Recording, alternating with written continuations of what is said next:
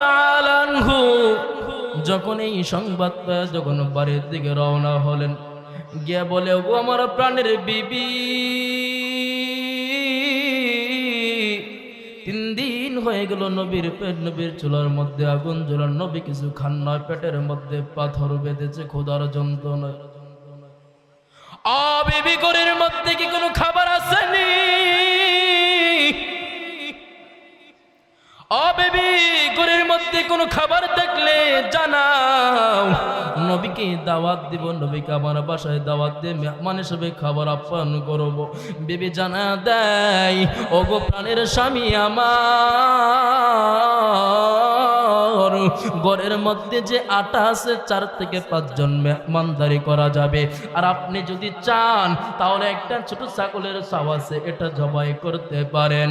হযরত জাবের রাদিয়াল্লাহু তাআলা আনহু দৌড় মেরে নবীর কানে কান লাগায়া জানায়া দেয়, ওগো আল্লাহর পয়গম্বর,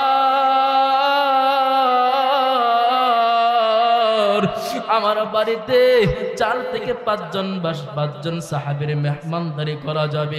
আল্লাহ, ওগো আল্লাহর হাবিব, আপনি যদি চান তাহলে 4-5 জন সাহাবীদেরকে নিয়ে আগামীকাল দুপুর আমার বাসায় মেহমান হতে পারে। নবী বলেন, যাবের রে, আমি কি নবী কেমনে একা যাব রে?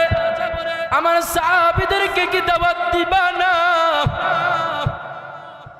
জাবের বলে, ওগো নবীজি, যে খাবার আছে 4 থেকে 5 জনের মেহমানদারি করা যাবে, আমার তো মনে চাই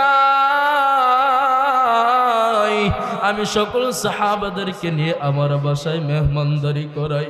ওগো নবীজি, কিন্তু সে সামর্থ্য আমার তো নাই। আল্লাহর নবী একটা পাথরের উপর দাঁড়ায়া খন্দকের সাহাবীদেরকে ঘোষণা করে দিলেন, 1400 সাহাবী, ও আমার সাহাবায়ে কেরাম,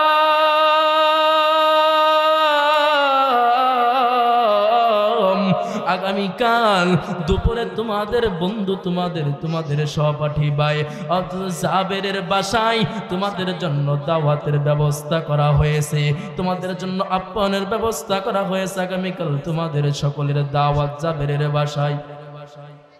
জাবের একটা দৌড় মারিয়া স্ত্রীর কাছে গিয়ে বলে, ওগো আমার প্রাণের বিবি, আল্লাহর পয়গম্বরের কানে কান লাগায়া 4 থেকে 5 জনের মেহমানদারির দাওয়াত দিয়েছিলাম, কিন্তু আল্লাহর পয়গম্বর খন্দকের যুদ্ধের 1400 সাহাবীদেরকে দাওয়াত দিয়ে দিলেন আমার বাড়িতে। এবার বিবি ডাক দিয়ে বলে, ওগো প্রাণের স্বামী আমার, এই সাহাবাদেরকে তোমার জবান ধরা দাওয়াত দিছো না নবীর জবান ধরা দাওয়াত দিছে? এবার জাবের বলে, ও প্রাণের বিবি আমার, এই আমার জবান ধরা সাহাবাদেরকে দাওয়াত দেই নাই, নবীর জবান ধরা এই সাহাবাদেরকে দাওয়াত দিছে। এবার বিবি বলেছে, ওগো প্রাণের স্বামী